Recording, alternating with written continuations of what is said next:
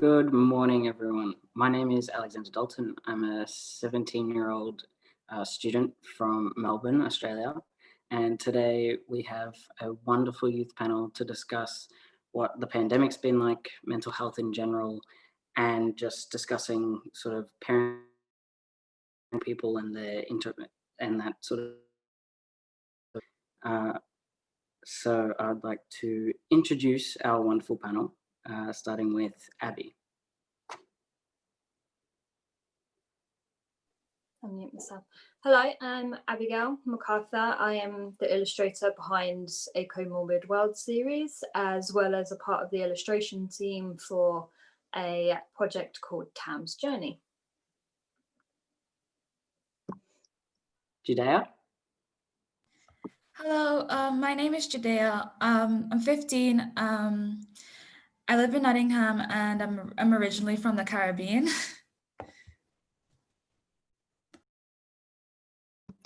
Namana? Hello everyone, my name is Namana. I'm 16 years old. I'm from Nottingham. I'm a singer, signer. I also do podcasts as well. Yeah.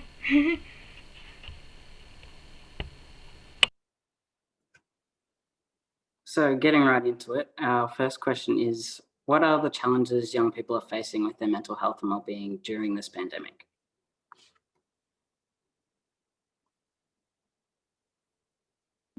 Judah? I would say maybe young people would sort of feel isolated or not really know how to communicate how they feel with people anymore because they've spent so long just by themselves or just with their family that they don't really know how to, I guess, maintain a healthy relationship outside of their household.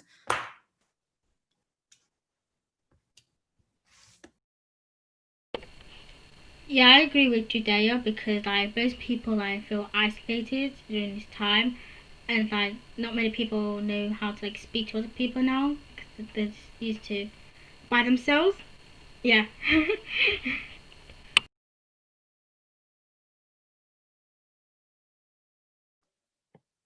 Yeah, I think just to add on what the girls have just said, like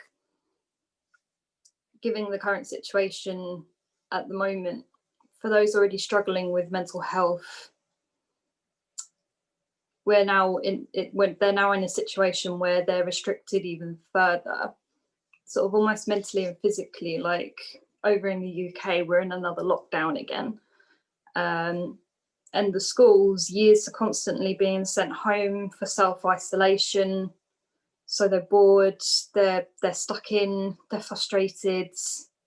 And now the winter months are coming, it's getting dark over here, and a lot of seasonal affective disorder starts going on as well. Then just all round not a good time for anybody, especially the younger ones.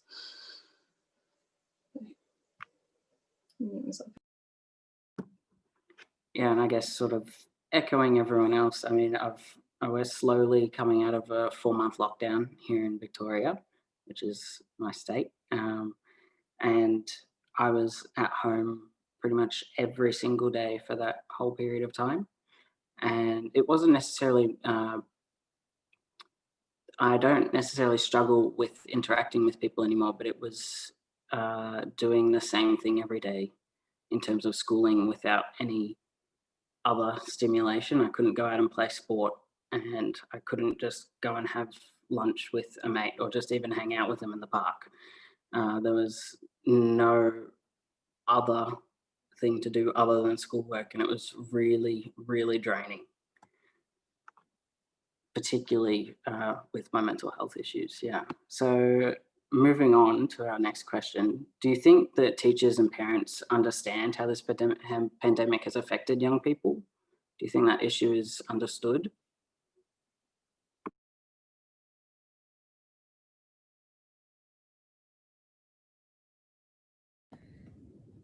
I feel like they do understand because everybody has been everyone sort of had a similar experience. We've all been in our houses for a really long time. However, I don't really think that they can understand everybody's individual experiences because for me, I'm in year 11, so this is like my last year in secondary school. And if I don't do well on my GCSEs now, that might have like a lot of, I guess, detrimental effects for me in the future. And I don't think they can really understand that because they're already established, they already have jobs, they already have a career for themselves, whereas I don't, and everything's on the line for me this year. So in that aspect, I don't think they understand, but I guess how it sort of affected people mentally, I think they do understand just a little bit, yeah. So yeah, I agree with you there, like in a way, because like teachers and parents, like they kind of understand about us, like in this pandemic time. But honestly, during the pandemic, I was in year 11 before September, so it was really hard to me, like to do anything, like because I didn't know what was happening. I didn't know what's happening with GCSEs or anything.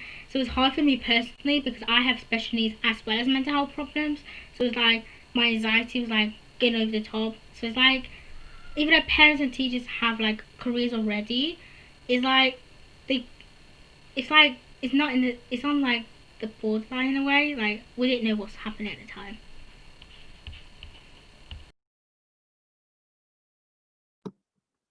Yeah, and I guess sort of building on that, I think teachers in some ways understand more than parents in terms of the ways that school has affected things, particularly here in Australia. Like, I think it's about life stages as well.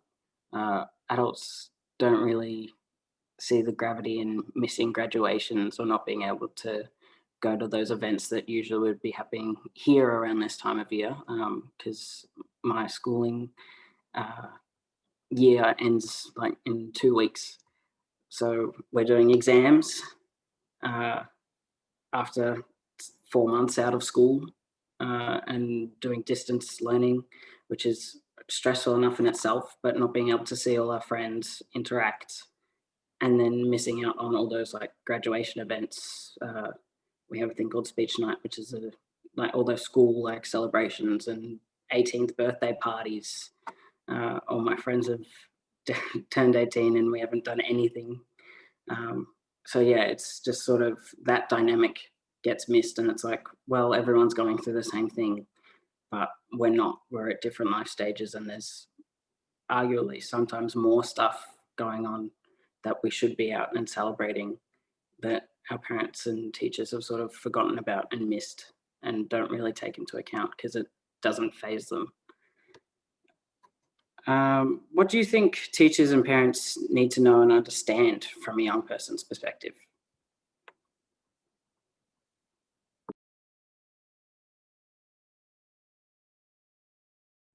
I think personally, teachers and parents should understand that they need like kindness in the world because yeah, some people might be stressed. They just need someone to be there at the time to like give advice, like tell them, oh, like don't worry about what's happening. You just need to calm down, do something like that you love and stuff like that. Yeah. Yeah, and I think they should also understand that we're all growing and maturing too, as well, because I think they just expect us to handle the pandemic in a mature, through a mature lens and just take it as they are taking it. But I guess for us, it's just a little bit different because I'm still learning. I'm still a child as well. Like I know, I know I'm gonna be considered an adult in a few years, but still I'm not at that stage yet.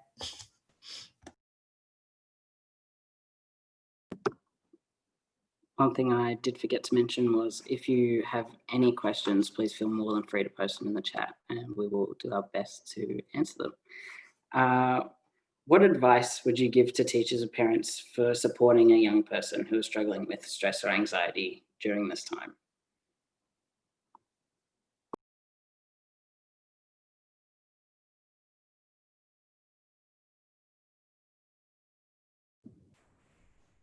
Maybe be a little bit more empathetic and just remember that you were also a teenager or a child as well. So don't be so hard on us sometimes.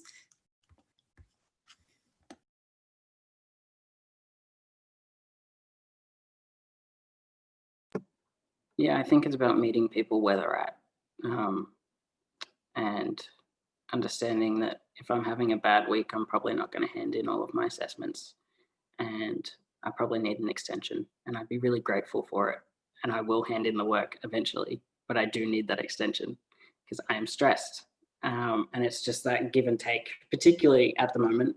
Um, but that's just in general too. Like sometimes you just need that extra week or even an extra day sometimes because life is very overwhelming and sometimes you just need that. We have a question from Rachel Webb who has asked, she works with young people and was wondering if we could suggest any indoor activities that would get young people motivated.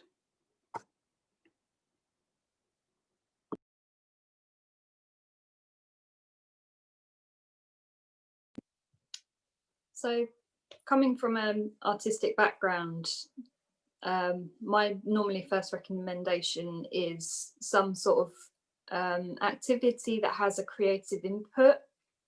So colouring activities, you can bring a lot of mindfulness into colouring and not just literally colouring in the page. You can bring a lot of well-being techniques into that as well. And I had another one, it left my head. If it comes back, I'll pipe back up. Yeah, I agree with like Abby, because I'm autistic as well, so I like use it's like these coloring books like for like stress or something along those lines. Like yeah, I use them as well. I also I used to use P with Joe, right? There was P with Joe wigs videos that I do for exercise. Me and my little brother do them like I think it's like 10-15 minutes or something of those lines. Like we do that every day, like we can do it indoors and there's no equipment required as well. So that's something you can do for like fitness wise. Yeah.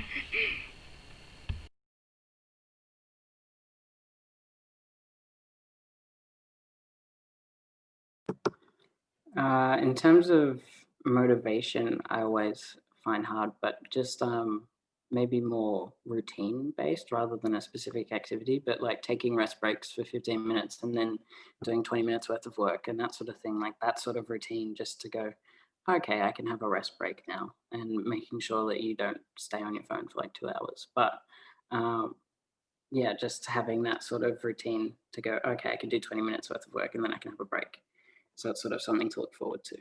Amanda Peddle has also asked if we find it easy to approach people or staff to ask for support.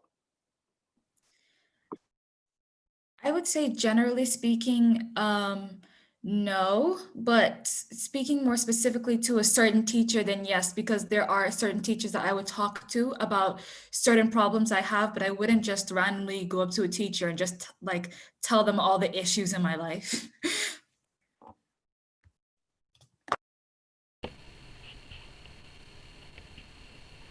So yeah, I agree with you there, because like certain staff I trust the most. So like I have this group of teachers that I always go up to, like the Senko and the teacher assistants. Like if I have any problems or anything, I just go up to them, or even my tutor.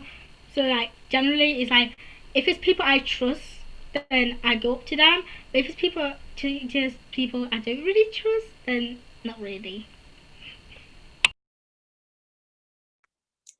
And yeah, literally following on from what the girls said, back in my school days, there were very, very few teachers I confided in, but those that did were the ones that had spent an incredible amount of time getting to know me, had already known me for a long time. There was an established bond and trust there.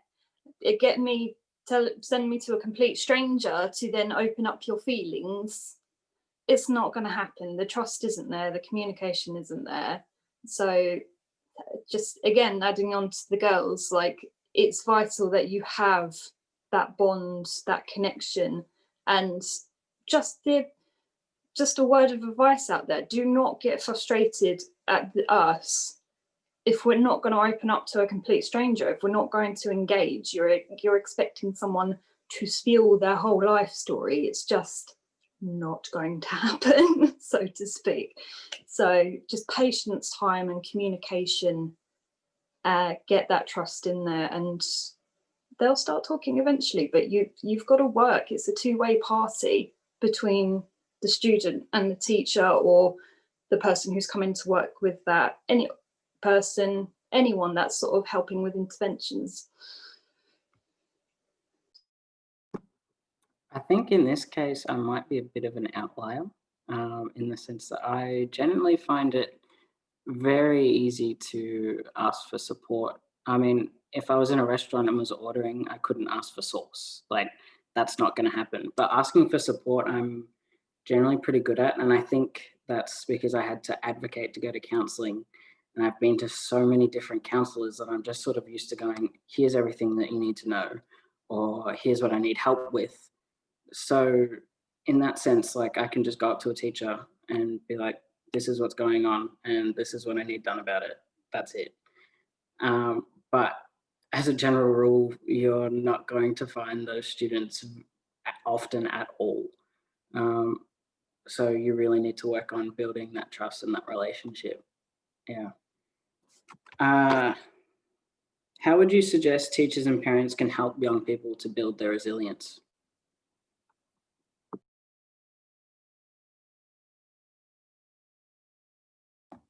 I would say support young people, but don't really, I guess, coddle them or smother them, because I know sometimes like you want to help and you want to support them, but there's just a difference between supporting them and just babying them. So I guess, yeah, I think that's what they should do. They should just try their best to support us, but not too much. Yeah. Yeah, I get what you meant today. It's like building resilience. What was you can do like bonding like exercise in a way, so get to know them in a way. So like maybe like if I was king or queen for a day, what I would do or stuff like that, like little activities like just to get them to know everyone and stuff like that.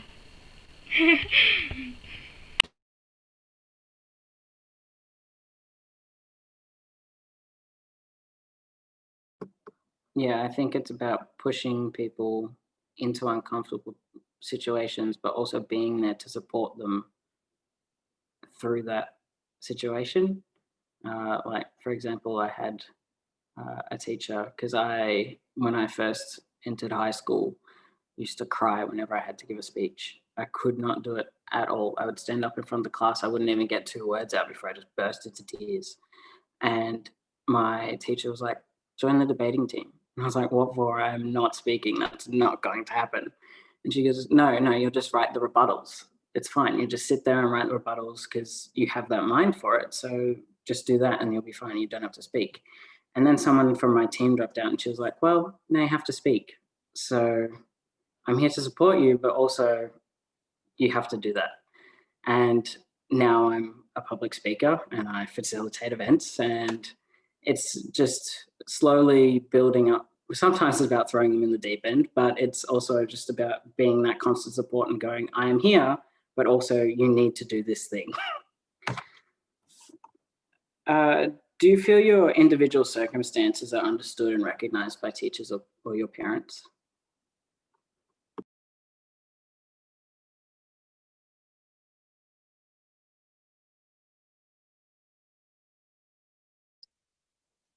I mean, I can't come at it from a teacher's perspective because I'm way older than what I look, but from a parent's perspective, for me personally, yes. As an adult, now that I've experienced life a bit more, we've really had to learn to communicate with one another, how we're feeling, considering how the other person's feeling, trying to find that middle ground, none of it of which is possible without a good, honest communication and a bond.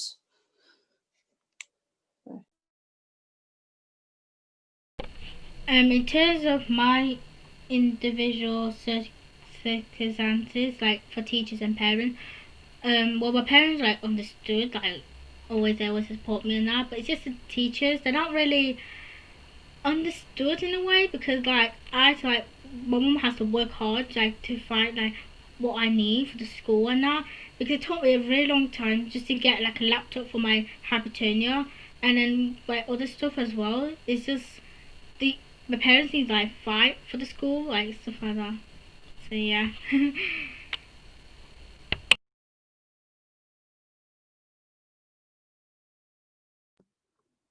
Yeah, for me, I don't think my individual circumstances are ever really going to be understood.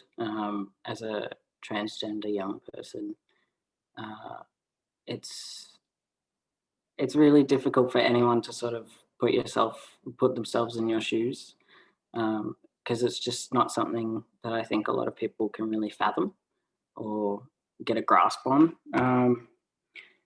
I think it's recognized, but it's definitely not understood. Like, just little things here and there, like access to bathrooms, is really difficult at my school, uh, and there's always like ways that teachers have come around it. Like, I used to have my own tent for camps, but then that was sort of isolating, but made sense at the same time.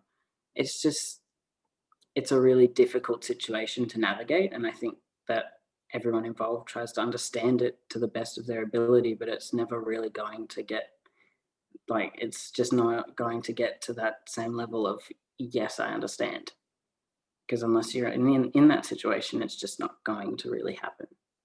But recognition, 100%.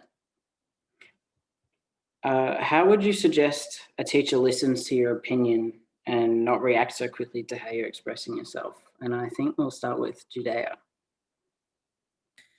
I think they should probably just understand that, I have a voice and I'm going to use it. So I think sometimes they expect us to just sit quiet and not say anything and just listen. But if they just understand that, if I'm going to use my voice, something that has been given to me, and just not feel, I guess, not feel, I don't know what the word is, not feel, I guess, insulted or threatened when I'm trying to say something, then I guess, yeah, that would make it a little easier for teachers and students to communicate more effectively, just by understanding that they're just trying to use their voice in like a productive way. Yeah, like on the line of Judea, what said, yeah, we need to like I haven't like I first used my voice properly like around year 9, 10, like year 9, year 10, some of those lines, because before then I was like just a quiet girl, like just sat quietly there, just doing my work and that. But then when I was like during that time, because I was like extreme bullying and that, and because people didn't understand my autistic, they didn't understand why I'm like so short behind and stuff like that. I explained to them all that, but they didn't understand. So I use my voice. Like teachers and parents need to understand, like what I need to use my voice. I can speak up. I can say what like we need to understand what people want us to say. Like we need to use our voice more. That's what I'm trying to say in those terms. Yeah.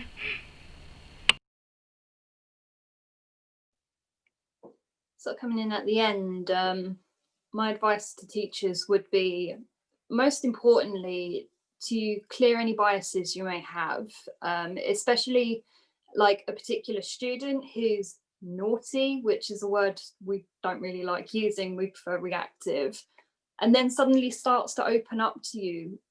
Do not then cast previous biasness, because actually that could be an essential golden moment in changing that young person's life around and getting them support. So yeah, I really stress the importance of clearing all biasness, listening with a fresh pair of ears, metaphorically, of course, and because that can be the key difference. It's really important you cast all judgments aside when someone is about to open up to you.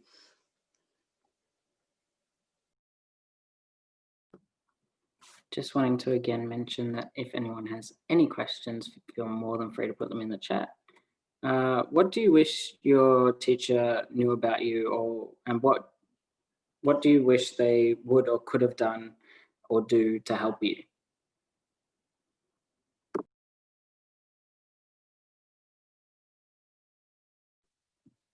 I think for me, oh, sorry, today, do you want to go?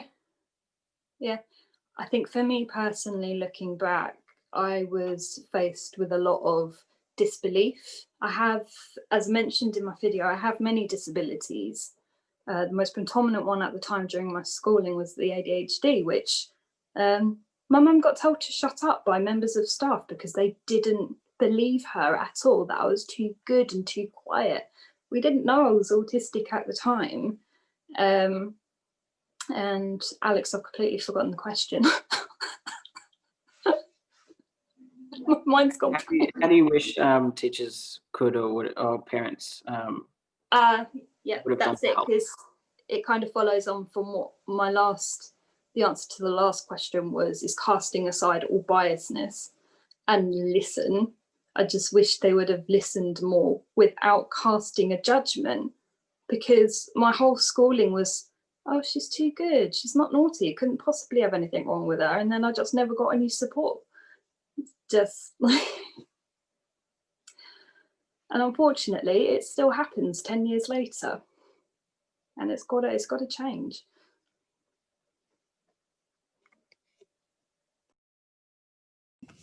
Yeah, I mean, I guess every student is different.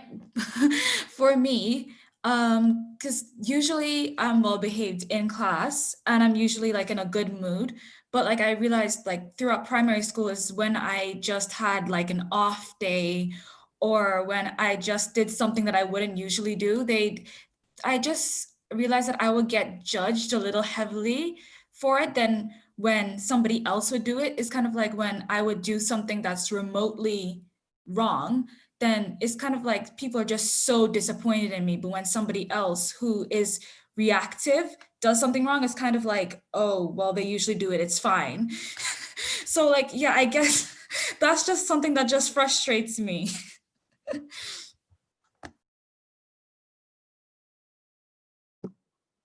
Yeah, I think along the same lines of Abby, just that disbelief, particularly from like my parents in that sense, and going, oh no, it's fine and it's just a phase. And with both coming out as transgender, but also with my mental health, because my grades were fine. I wasn't struggling in school, it was fine. Never mind the fact that I was in my room locked away every time that I came home from school, every single day. I wouldn't do anything. I wouldn't come out until dinner and then I'd go back. But grades are fine, so it's fine. And I think just understanding that sometimes mental health doesn't present in the ways that we expect it to, or that the symptoms that we have written down on a little pamphlet aren't necessarily how young people experience that, or anyone experiences it, because it's an individual experience. And just sort of, yeah, I guess in that sense, just more mental health literacy for both teachers and parents. Yeah. What could teachers do to gain the trust of a young person?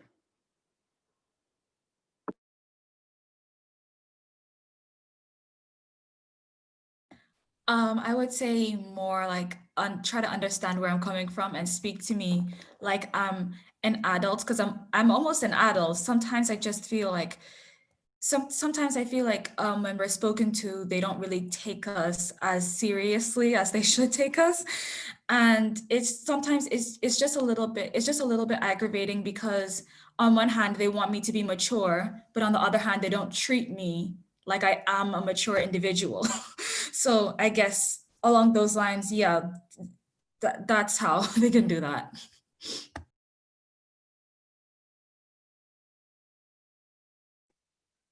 Yeah, no, Judea, no, hit the nail on the head, so to speak. It really infuriates me to this day that young people are still getting almost mollycoddled, to a sense, treated like they're babies. And I'm like, I know they are fiercely intelligent. I mean, I've worked in a primary school and they're already wanting to understand the way the world works, and that's including what's going on within themselves. They're not stupid. You can have a conversation with them if you adapt the language to make it more accessible for whatever age range you're working with. And I've forgotten the question again. Alex. What could teachers do to gain the trust of a young person? Yes, that was it. So just don't treat them like they're silly. Just don't. And adding on from what we've been talking about before, cast aside your biasness. And actually, some of the better relationships I've had with staff are the ones who weren't afraid to tell me a little bit about them, make themselves not just a member of staff, but a human being who also has feelings and a life. I've always connected with those sort of people better than the ones who are like, oh no, can't talk about that because I'm a teacher and you're a student. Whereas the ones that hold a very special place in my heart, and you're like, you know what, Abby? I've had a really pants day as well. First the kettle broke, I haven't had my coffee, and then you're just sort of reminded, oh yeah, they're human beings too. And it does make a huge difference. Don't be afraid to open up, because you'll find they will respect you more when they realise that you're just like them. Not literally, we're all different, but all human, so to speak. Yeah, I agree with Abby and Judea in a way, because like I'm almost like adult. Like I'm nearly 17. It's like they don't treat me. Before I went to college, they didn't treat me as an adult sort of when I was in year 11, and it was just very hard for me personally, because like yeah, like I know I'm not at the height of like most of my year because I have a back condition called Law Scosis, which basically like a curve in my back. I'm not really sure how to explain, but yeah, it basically my height. I'm not really growing as much. I'm only like 4'3", and most people don't. They treat me like a young child. Okay, that's how I feel. And personally, to is it the gain trust? I'm not really sure the question anymore. But to gain trust to teachers and students, you just need to open up, like ask them like how you feel and stuff like that. Ask them about the day-to-day life, like talk to them. Like they may have like I don't know, like one day they might have a sad day, but they just need someone to talk to. Like I when I had my English lesson 1-to-1, because my English ability is not really good. I always talk to my learning mentor, how I feel, stuff like that, and she always there for me. Even my Senko people in the Lens Club was like, I just have that room, that people to talk to whenever I feel down, whenever I'm feeling like I just need to talk to. I'm always go to them. So yeah. Yeah, I definitely in the same boat. Like, just have conversations, get to know people on a personal level. Like, I have really good relationships with all my teachers because I'm 18 in 2 months, and they treat me like I'm 18 in 2 months. It's just like I've talked to teachers, and they're so like the reason that they really love teaching year 12, which is our final year of school, is because they can treat kids, well, the adults like they're adults, and you can teach class and have a conversation and just go do your work, but also let's talk about what you did on the weekend or this nice restaurant and that sort of thing. And just getting to know people and going, oh, okay, you're really cool, respect. And just building that level of trust and um, yeah, just having conversations, I think is really important. Just to note, we only have a few questions left, so if you do want to ask anything, please do so now. But we do have a question, which is, would you want teachers to ask you about details about yourself that they might not know and feel uncomfortable about? For example, it might be specific to gender, learning abilities, and culture. I would say yes. I would say yes and no. They're just some questions that you just shouldn't ask. But I would say also yes, because it's better to ask than to make assumptions. Because I wouldn't want a teacher to just make an assumption about me and just being ignorant to certain facts about my life. Like they just may assume that I'm one thing, but I'm just like, no, you could have just asked me. I'm a different thing. You know what I mean? Yeah, I agree with you today, because like it's yes, but then no at the same time. Like there might be some questions you may not want to ask, but then there's some questions you may want to ask. So like for me, the teacher often asks about my learning ability and stuff like that. and well, to my mum most of the time because they always have meetings and that. And my mum like kind of explain like what I personally need in classrooms and like one-to-one support, like reading pens for exams and stuff like that. So just like certain questions you just need. It's like depends on like the people and the teachers and stuff like that, or what they personally want them to know or may not feel comfortable. I don't know, something like those lines. Yeah.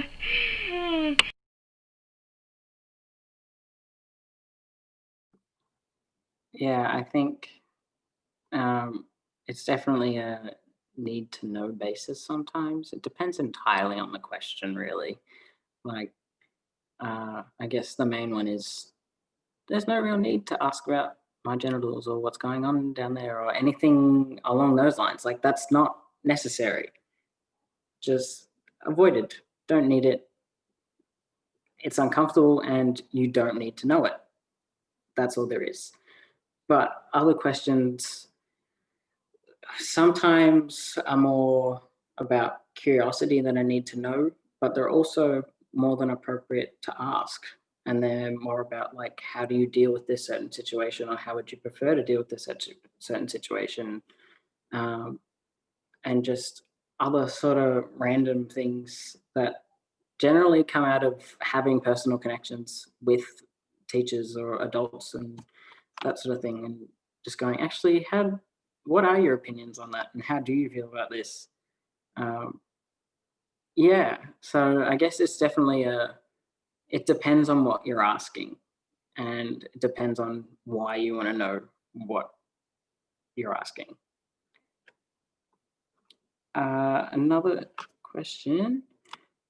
What experiences have you had with teachers that have had a positive impact on you?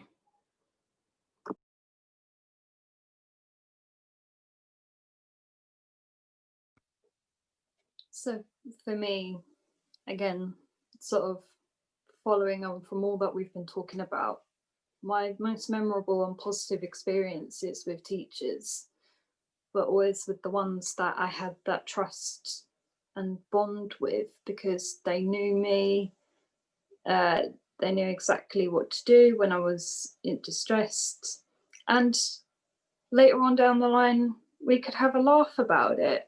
Like when I start to realize that, when you start to reflect and you go, you know what, I was a little bit over dramatic, but we're all good.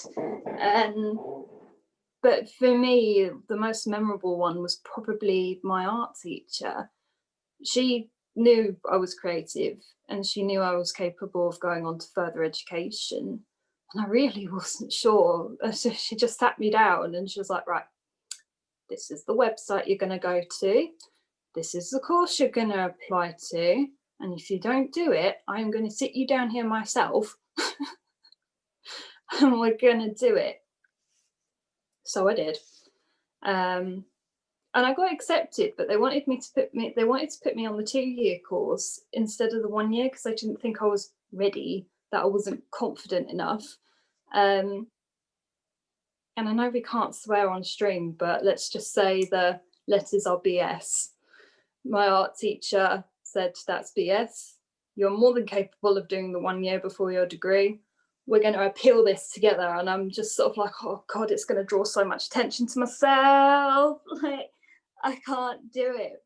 But she pushed, she was with me every step of the way. She's like, we're going to get a better portfolio. We're going to put everything in it because I know you're gifted. I know you can do a multitude of things in art and you do not need to go on that 2 year. And she appealed and we won. And I got onto the 1 year course, but it was not without her giving me that little bit of strength and determination to see it through. And they are the people who make a difference in your life. And to this day, I cannot accredit my degree without thanking her, because she gave me the motivation, she gave me that push.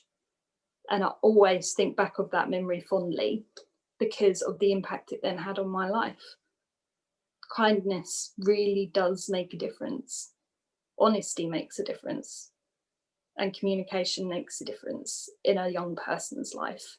And if there's any teachers watching please just take something from that story, because there may be another me in there somewhere. There may be another Judea or Alex or Nimana in your class somewhere that just needs that little spark. And just watch them roll. They're amazing. So I won't rabble on anymore.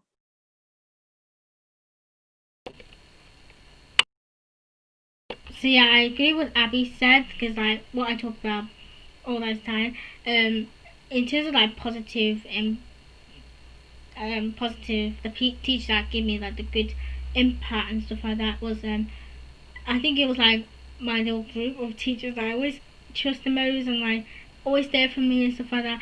And especially this one teacher, like my learning mentor, like basically when I was meeting with my future career person, we was talking about the grades and that, and there was my learning mentor was actually discussing me dropping English literature and then putting in the functional skills level 1, because I struggle with English the most, because I'm at the minute I'm testing for like dyslexia, because my secondary school thinks they know I have dyslexia, but it's just the doctors don't think I have dyslexia in a way. Like I have like the overlay, I have the reading pen, I like get extra time, I get all those down because of my complex needs and plus my ASD.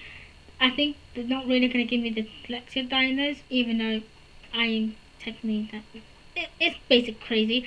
But yeah, we fight a lot just to get my English literature dropped off and put functional skills level 1 like on for like Christmas, because I was supposed to do the exam like in summer, but because of COVID and blah, like it had to be cancelled and blah. So it's like it's really like a hard time like and that. And I already dropped humanities for Spanish. That was already a fight as well, because on my head of year as well. So it's like during my time in secondary school, it was a lot of not physical fights. What I meant like talking, like communication. Like they don't understand like where I'm coming from, where my family, my family, because like they just don't understand what a life of someone who has mental health problems and with complex special needs themselves go through each day. So personally, if any teachers watching, I know there's teachers watching this, just be kind to them, like support them, like communicate with them, ask them how's your day been, like, and if there's any problems, go up to them. Like there's always that trust bond, like with certain teachers, like that you like. I'm not gonna run on too much because yeah, like that's what I meant. I mean, I would say for me, because like mine is a little bit more specific, because I remember there was this one teacher I had in the Bahamas. She was a guidance counselor, but we had like a 20 to 30-minute class every single week called guidance class. And that was my favorite class. It was just a class where we would just learn about like life and like what to do in certain situations. And I remember once, like when I got a really bad grade on a test, she I was literally bawling my eyes out. And like all my other teachers were trying to like, I guess, calm me down, but not really pay that much attention to me because they felt like I was being really over dramatic. I mean, like I know I was, but they were just like, okay, it's fine, it's okay, just stop crying. But like when I went to her office, she just kind of sat me down and she was just like, do you feel like pressure to do well? And I was just like, well, yeah. And she was just like, well, are you stressed out? And I was just like, well, yeah. And then she was just like, it's fine, you failed one test, it's no big deal. And then she like afterwards, I just felt fine. And like in the next test, I ended up doing way better. So I guess that was just a positive impact from a teacher, because she actually listened to what I had to say and why I was so stressed out. Whereas the other teachers, they were just more so concerned about like calming me down and trying to make me just stop crying so I wouldn't draw too much attention to myself.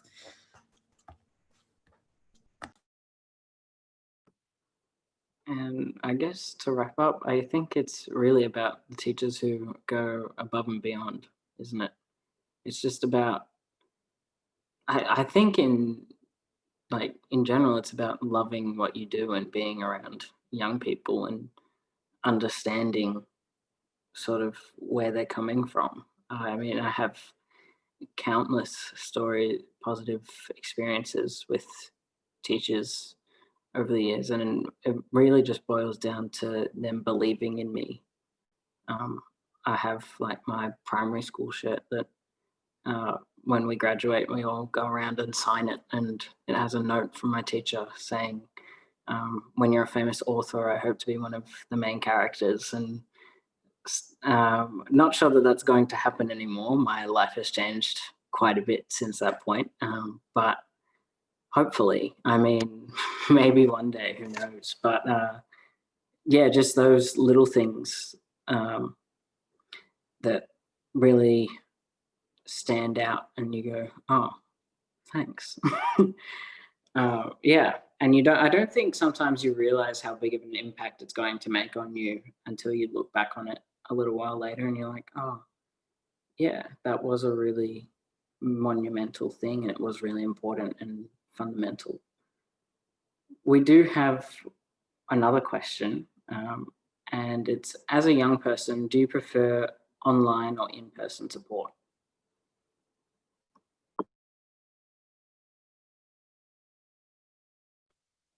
That's difficult because it's socializing, but not socializing. There's a difference between talking to someone through a screen and being there in person, because you get a better feel. Like, we all have these heebie-jeebies. We know when we instantly like or not like someone, but when you're doing that on a screen, you can't get that feel. I don't know what I'm saying. There is a point there somewhere. But I think, regardless of whether it's online or in person, as long as that bond and that willing to make a bond and trust is there, it shouldn't, I'm not saying it doesn't, it shouldn't make a difference.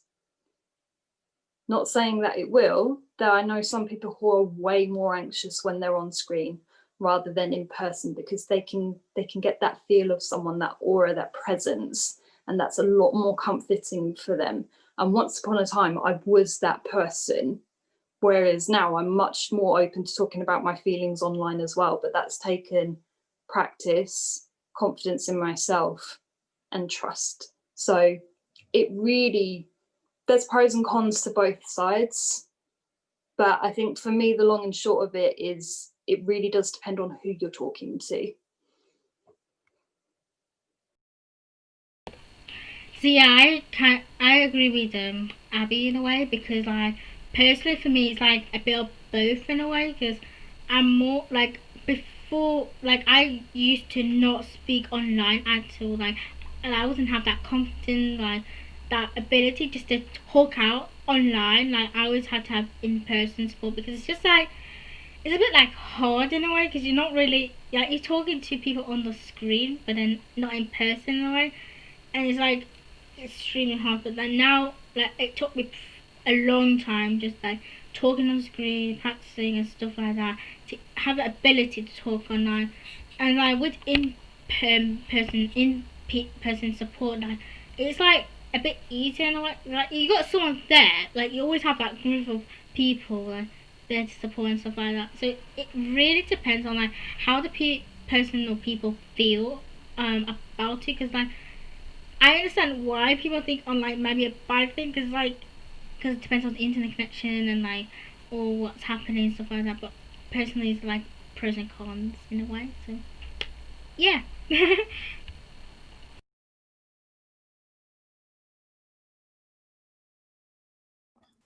Yeah, I would definitely say I have to agree with both of them because, like, not every person is the same. Some people may prefer speaking online because because they feel a little bit like they're since they're not in person, they feel a little safer and they feel a little bit sheltered, like, okay, they can't really see like my facial expressions or anything. Whereas when you're in person, they may be like, oh my goodness, well, am I talking too much? Am I shivering? Like, it's just, I guess, different. It's just different. Yeah, it's just different for everybody, because like for me, I just in general, I just don't really like asking for support from someone who isn't my family member. Like, asking for support in general is just like a scary thing for me, so I think both options would just be a little bit scary. Yeah, I mean, I guess sort of broadening my question a little bit for me in terms of just online or in person in general. I think uh, I really have had enough of being online. Like all of my remote learning was online, so I had to log into a Zoom class at least 3 times a day for probably at least 20 minutes, sometimes 100 minutes, and just sit there. And I've just had enough of online, but I can't hate it too much because I wouldn't have ever made it to a UK networking group, and I wouldn't be an ambassador for Positively Empowered Kids, and I wouldn't be here right now. So I can't. It's really hard in that way to sort of weigh up the pros and cons of online allows us to talk to people on the other side of the world. Uh, but also, I would really like to go and sit in a room with my counselor instead of having to look at them over a screen. And another interesting thing is I'm more than happy to text a friend for support and just do that completely over text. And that's more than fine. But when it comes to counseling, a Zoom call just doesn't really cut it, which I think is quite interesting in that sense. And I think, particularly from what we've heard now, that's sort of the general consensus with young people. It depends, but in general, online, in person is preferred. But then it's all about access too. Much easier to just jump on a laptop and have a chat than it is to drive half an hour or sometimes even an hour to just have a counseling session and then come back. So that's all we have.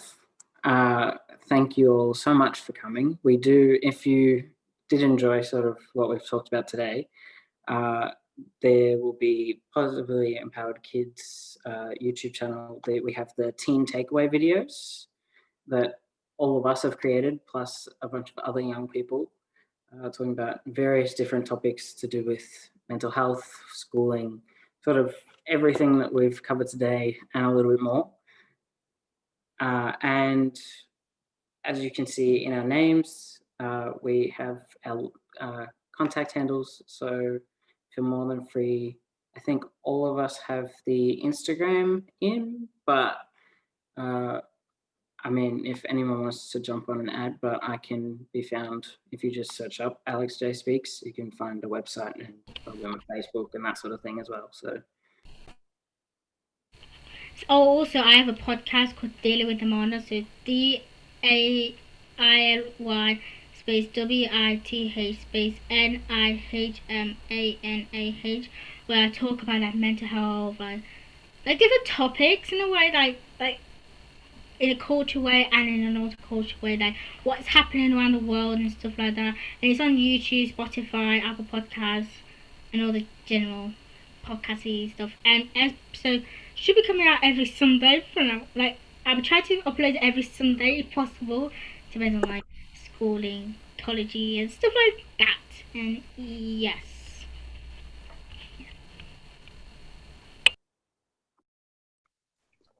Also, I've written a book which is available on Amazon. If you would like to check it out, it's right there. Yep, so as Alex said, you can find me on Instagram under labeled, not A, that's the @ sign, labeled me. It looks like an A. And you can also find me on Facebook under A Comorbid World. That is my illustration page with new uploads every Friday.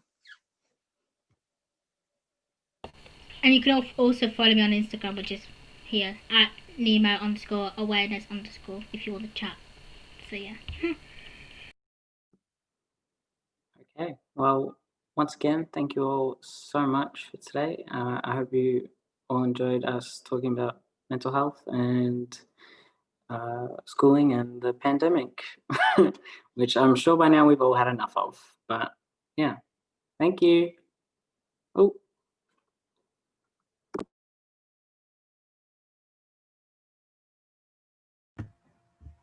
Very good. We've stopped the live stream. I think. Yeah, it's just recording.